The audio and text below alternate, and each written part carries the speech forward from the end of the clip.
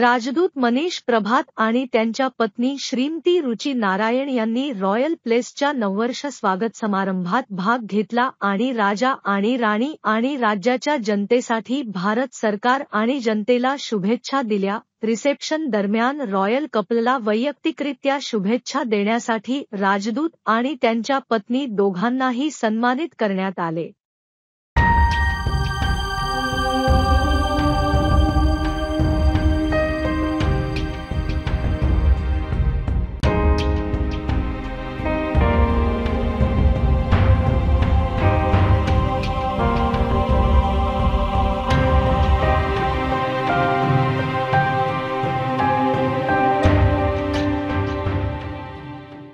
Update होण्यासाठी पाहिल्याबद्दल धन्यवाद. कृपया इंडिया व्हिजन सबस्क्राईब करा आणि व्हिडिओ आवडल्यास त्याला मोठा थाप द्या.